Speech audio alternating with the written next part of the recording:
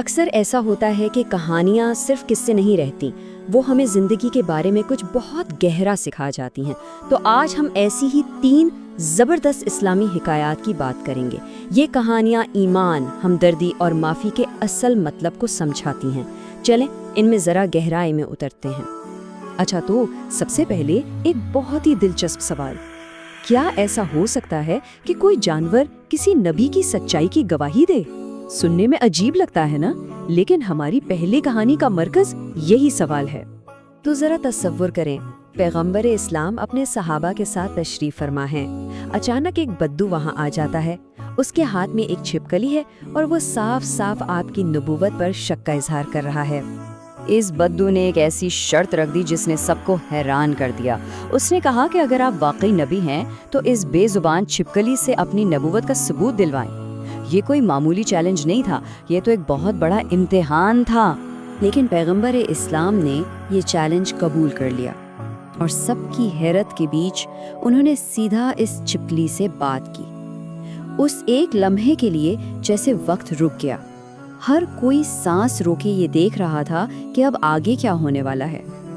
اور پھر وہ ہوا جس کا کسی کو وہم و گمان بھی نہیں تھا، ایک معجزہ۔ اس چھوٹی سی مخلوق نے بالکل صاف عربی میں جواب دیا، لبیک یا رسول اللہ، یعنی میں حاضر ہوں اے اللہ کے رسول۔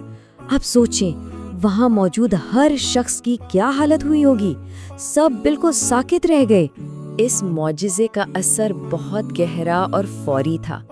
وہ بدو جو شک سے بھرا ہوا آیا تھا اب ایمان لے آیا تھا، اس نے فوراً اسلام قبول کر لیا۔ یہ واقعہ ہمیں ایمان کی ناقابل یقین طاقت دکھاتا ہے۔ چلیں اب اپنی دوسری کہانی کی طرف بڑھتے ہیں۔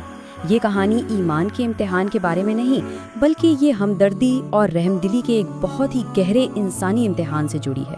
تو منظر کچھ یوں ہے کہ بڑی شاندار دعوت چل رہی ہے، شہر کے سارے بڑے بڑے لوگ جمع ہیں، لیکن میزبان قسم اپنی اس شان و شوکت میں ایک سب سے اہم انسان کو بھول گئی ہیں، اپنی ہی غریب بہن فاطمہ کو۔ یہاں ذرا اس فرق کو دیکھیں، ایک طرف قسم کا گھر ہے جہاں رنگ برنگے کھانے ہیں، امیر مہمان ہیں، اور دوسری طرف اسی کی بہن فاطمہ کا گھر ہے جہاں بچے بھوکے ہیں اور 3 دن سے چولہا تک نہیں جلا ہے۔ یہ فرق واقعی دل کو چھو لیتا ہے۔ اور پھر وہ لمحہ آیا جب مہمانوں کے سامنے کھانا رکھا گیا۔ جیسے ہی برتنوں سے ڈھکن اٹھے، سب کی آنکھیں پھٹی کی پھٹی رہ گئیں۔ پلاؤ، قورمہ، میٹھا، سب کچھ پتھر میں بدل گیا تھا۔ یہ غرور پر اللہ کی ناراضگی کا ایک واضح اشارہ تھا۔ بس یہیں پر کہانی کا رخ بدلتا ہے۔ قسم کو اپنی غلطی کا شدید احساس ہوا اور وہ دوڑتی ہوئی اپنی اسی بہن کے پاس گئی جس کو انہوں نے بھلا دیا تھا، اور اس سے معافی مانگنے لگی۔ لیکن یہاں فاطمہ کا کردار دیکھیں، کتنا بڑا دل تھا ان کا۔ انہوں نے کوئی غلا شکوہ نہیں کیا، بس اپنی بہن کے ساتھ گئیں اور اللہ سے دعا کی، اور ان کی اسی معافی اور دعا کی طاقت سے نہ صرف کھانا واپس اپنی اصل حالت میں آیا، بلکہ خاندان کا ٹوٹا ہوا رشتہ بھی جڑ گیا۔ تو اب آتے ہیں اپنی آخری اور شاید سب سے زیادہ طاقتور کہانی کی طرف۔ یہ کہانی معافی اور رحمت کی ایک ایسی مثال ہے جو سوچنے پر مجبور کر دیتی ہے۔ یہ ایک بہت ہی چونکا دینے والا لمحہ ہے۔ ایک شخص نے سب کے سامنے پیغمبر اسلام کے چہرے پر تھپڑ مار دیا۔ ذرا سوچیں، ایک ایسا عمل جو کسی بھی انسان کے اندر غصے اور بدلے کا طوفان کھڑا کر سکتا ہے۔ لیکن بدلہ تو دور کی بات، جو جواب آیا وہ ناقابل یقین تھا۔ پیغمبر نے غصہ نہیں کیا، بلکہ اپنے حملہ آور کی فکر کی۔ انہوں نے پوچھا، اے یہودی، جس ہاتھ سے تم نے مجھے مارا، کیا کہیں اس ہاتھ میں تمہیں کوئی تکلیف تو نہیں ہوئی؟ یہ ہمدردی کی انتہا تھی۔ اس غیر معمولی رحمت کا نتیجہ بھی اتنا ہی غیر معمولی نکلا۔ وہ شخص پچھتاوے میں اس حد تک چلا گیا کہ اس نے اپنا ہاتھ کاٹ لیا۔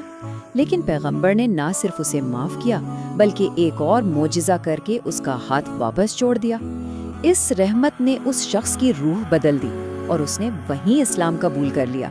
تو یہ کہانیاں صرف ماضی کے قصے نہیں ہیں، یہ ہم سب سے ایک سوال کرتی ہیں کہ آج کی اس تیز رفتار دنیا میں جہاں غصہ، غرور اور ناانصافی بہت عام ہے، کیا ہم ایمان، ہمدردی اور معافی کی ایسی طاقت اپنے اندر پیدا کر سکتے ہیں؟ یہ ایک سوچنے والی بات ہے۔